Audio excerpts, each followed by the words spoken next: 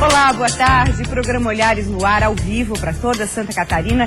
A atleta catarinense que vai carregar a tocha olímpica estará conosco no programa de hoje. Nós vamos saber qual é a sensação de estar representando aí uma nação inteira, né, gente? Olha, você tem dúvidas sobre gestação em tempos de alerta contra o Zika vírus? Vamos falar sobre esse tema com uma ginecologista que estará à disposição aqui no estúdio para responder as suas perguntas. Está aí a nossa interação através do WhatsApp. Participe mandando a sua pergunta. Nosso número é o 48 9135 8063. 48 9135 8063. Aproveite para tirar a sua dúvida. Nós vamos esclarecer também sobre o seu direito na hora de escolher a forma de pagamento para produtos e serviços. Nessa semana, uma fiscalização detectou mais de 20 estabelecimentos que estavam agindo contra a lei na região da Grande Florianópolis. E também, gente, nós vamos conhecer mais sobre o projeto Cidades Invisíveis. Está unindo música com a proposta de um novo olhar sobre comunidades que parecem estar esquecidas pela sociedade e pelo poder público. Fique com a gente, obrigada pela sua companhia. O Olhares está no ar.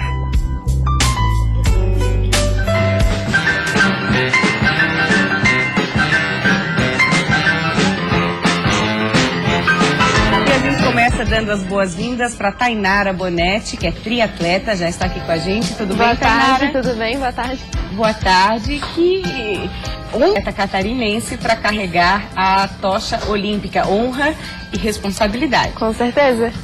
Foi uma coisa inédita, assim, eu nunca mais vou ter essa chance na vida, né, a princípio.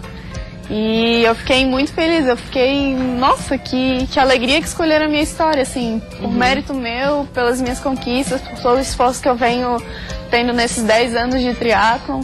Então foi uma coisa muito bacana, assim, que vamos explicar como é que foi o processo. A Tainara se inscreveu num concurso que a pergunta era quem se atreve a carregar a tocha, e ela se atreveu, né? Sim. Por que você se atreve a carregar a tocha? Você mesmo que escreveu a sua história, que redigiu? Sim.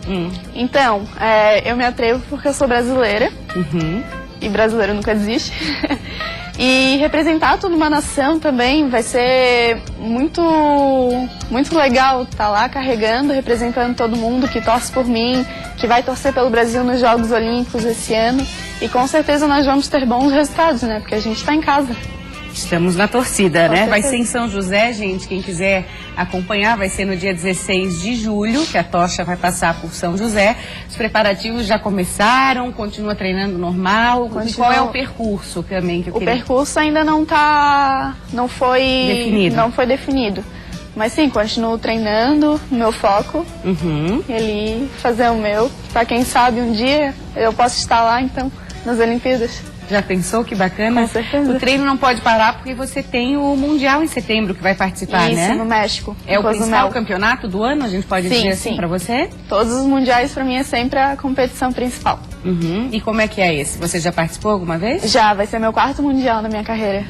Então, já não tem mais aquele nervosismo de antecipadamente, mas na hora sempre dá um friozinho na barriga, né? Mas a gente já sabe como é que é o caminho. Então tá tudo certo. Como é que começou o seu interesse pelo triatlo? Então, eu comecei a nadar com 4 anos de idade na Academia do Tubarão. E com 8 anos eu comecei a ver um monte de criança pedalando, correndo. Daí eu fiquei interessada. Só que a escolinha só podia entrar com 9 anos. Aí eu tive que esperar mais um ano para poder entrar. E entrei pro triatlon. E em uma semana de treino eu fui convocada para ir pro brasileiro. E eu fiquei em 3º lugar. Aí depois disso eu não parei mais. Não para mesmo. Não. Essa história ilustra bem aquela, né, aquela regra que diz assim, começa num esporte, geralmente quem tem talento e disciplina e vontade e gosta, acaba indo para outros e não para mesmo, né, Tainara? E quando é que você soube da notícia que você ia representar o Brasil, que iria levar a tocha aqui em São José? Faz umas 2 semanas que eu fiquei sabendo, que eu recebi um e-mail da Nissan e dizendo, né, parabéns, Tainara, você foi selecionada para carregar a tocha olímpica e tal. Daí eu fiquei, não, é mentira isso aqui, não pode ser. Foi através do quê? De um e-mail? De e-mail, isso. Aí leu quantas vezes para acreditar? Bem mais de 10.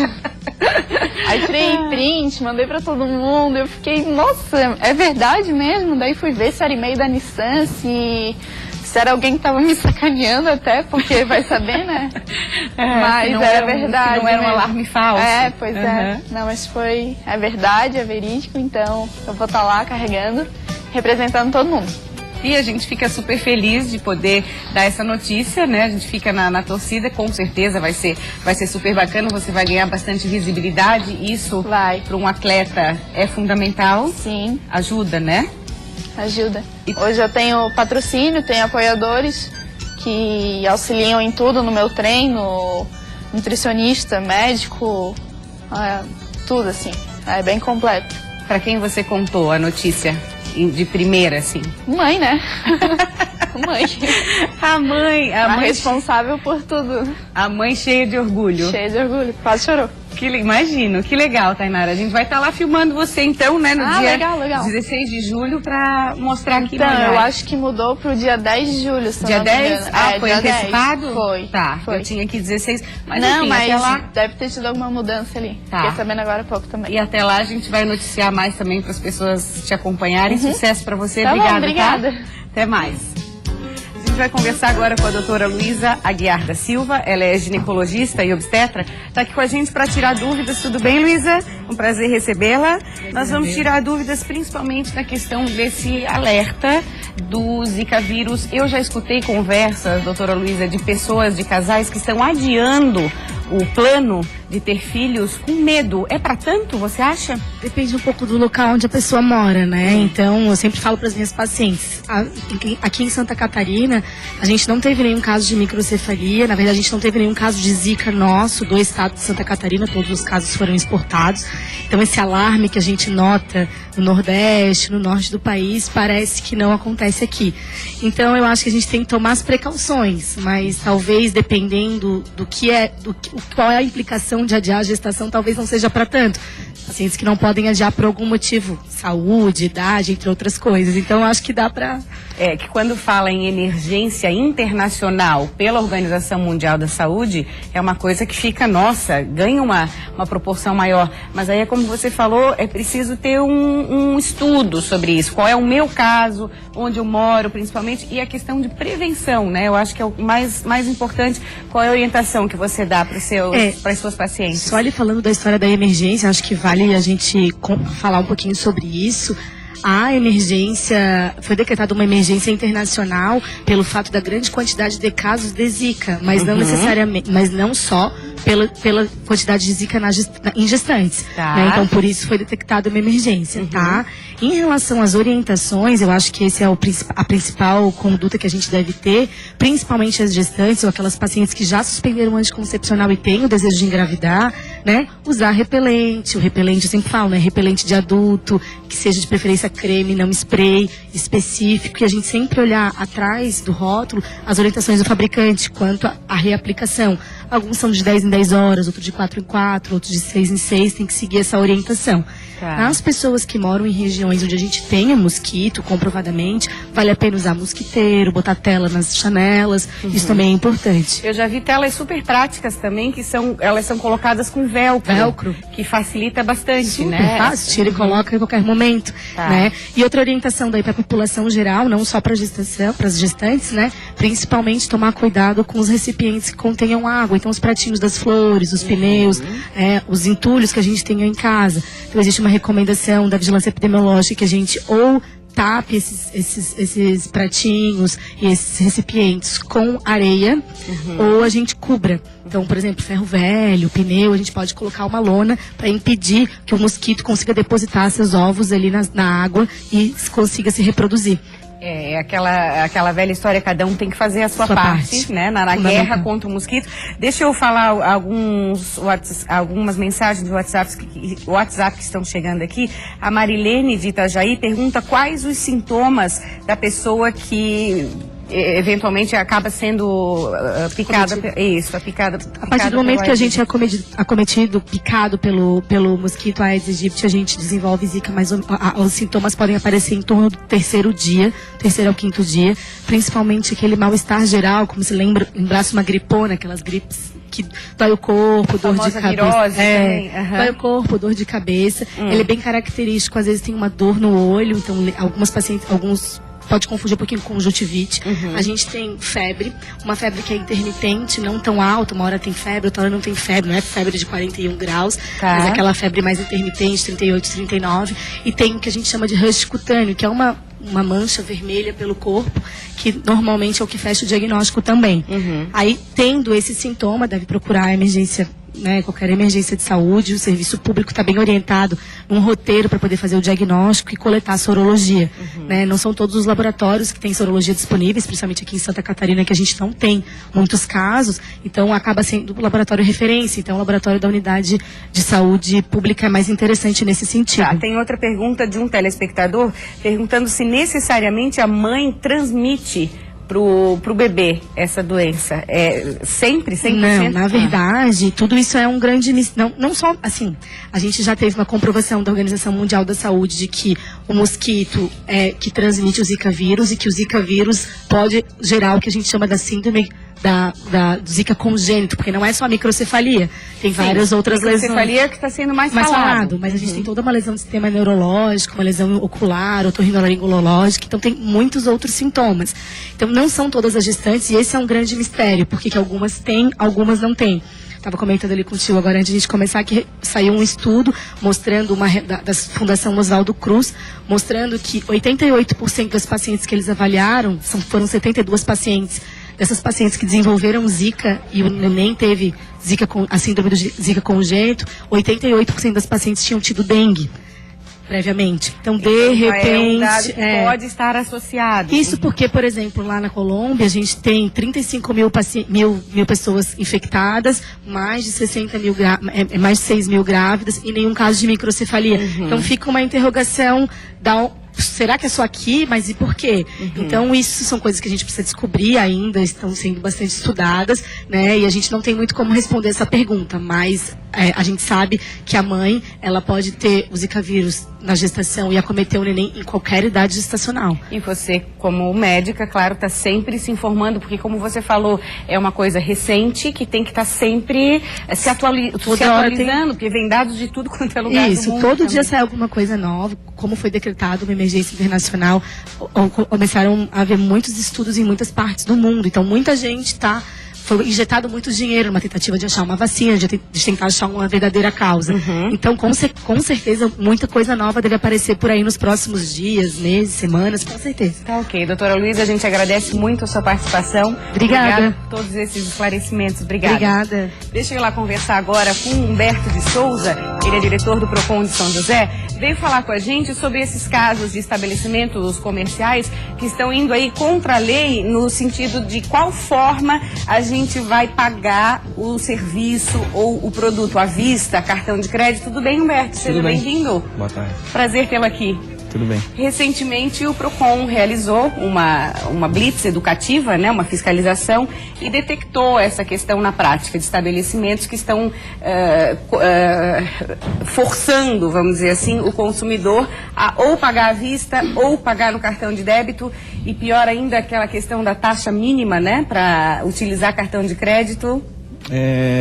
São duas agressões ao código. A prática abusiva e a venda casada. Prática abusiva, tu impor um valor mínimo para o consumidor. Se o estabelecimento, principalmente os postos de gasolina, com as lojas de conveniência, se eles aceitam cartão, é para aceitar o cartão em qualquer produto.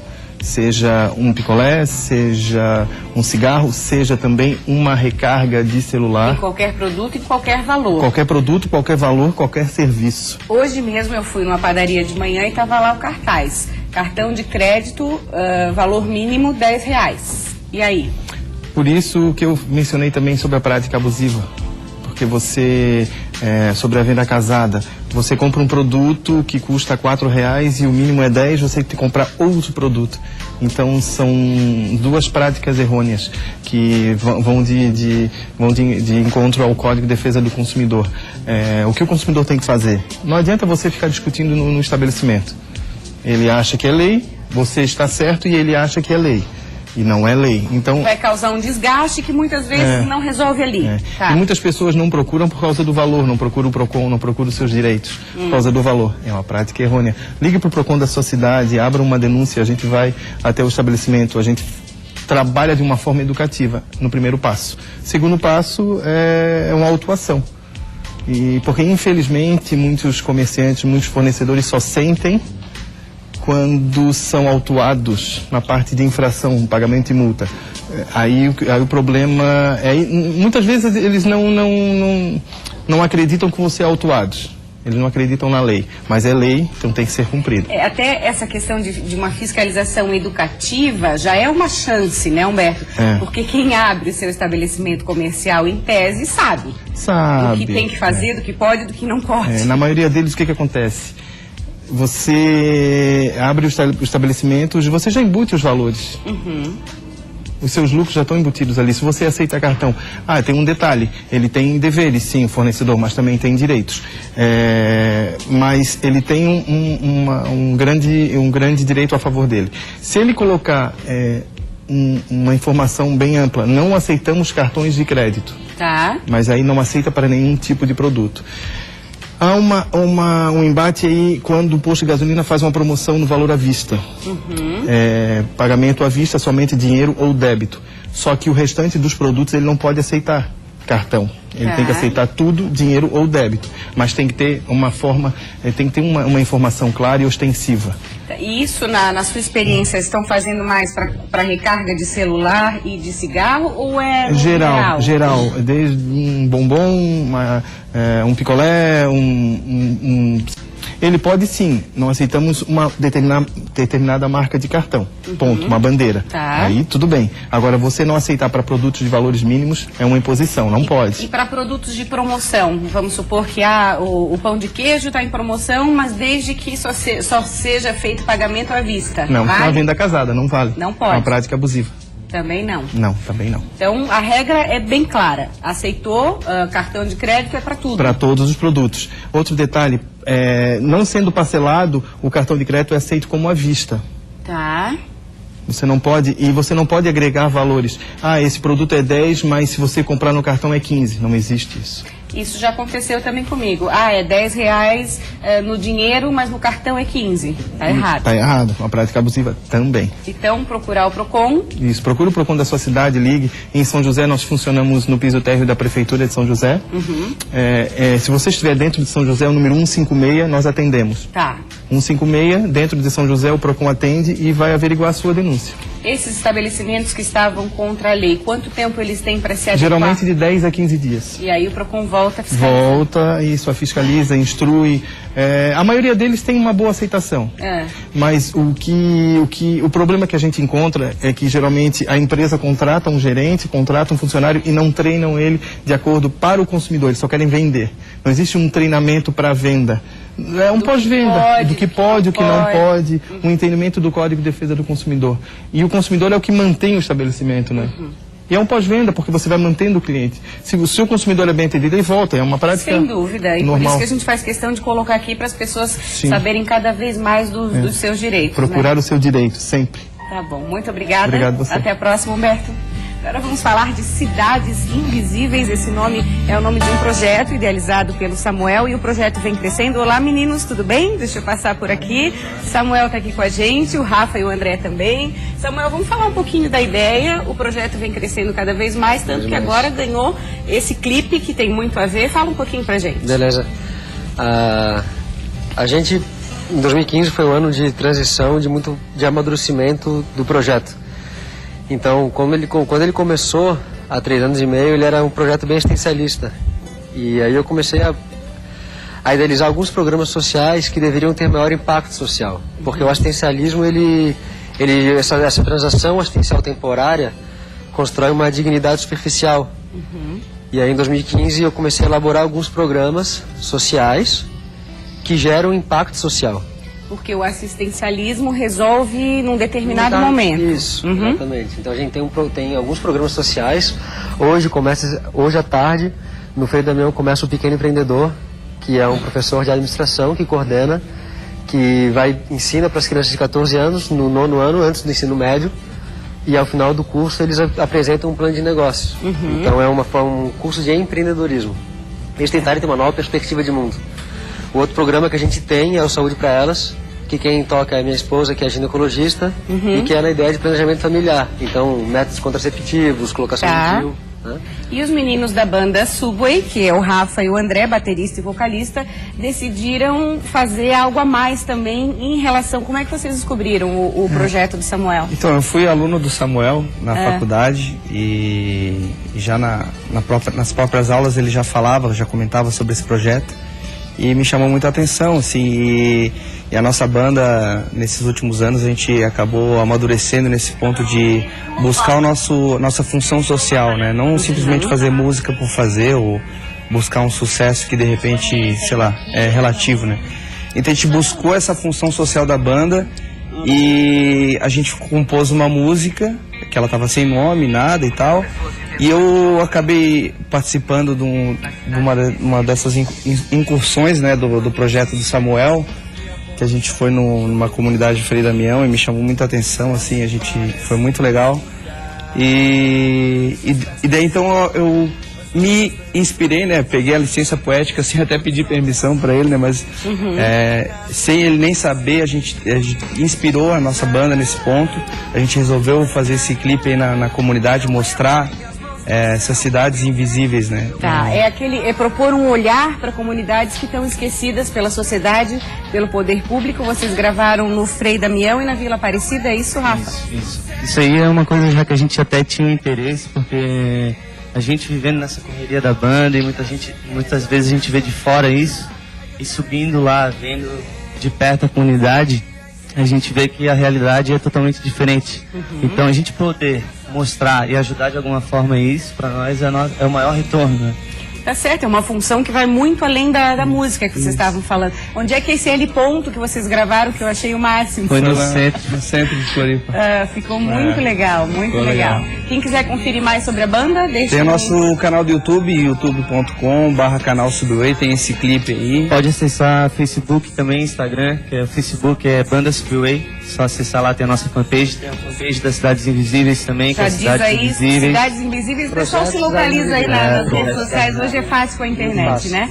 Quero agradecer bastante a vocês, sucesso aí no projeto, na carreira. A gente que agradece. Agradecer a sua audiência, a gente termina o programa Olhares com um clipe para você curtir um pouquinho mais da banda Subway, Cidades Invisíveis. Tá vindo aí divulgação e depois Nader Khalil com Repórter Band.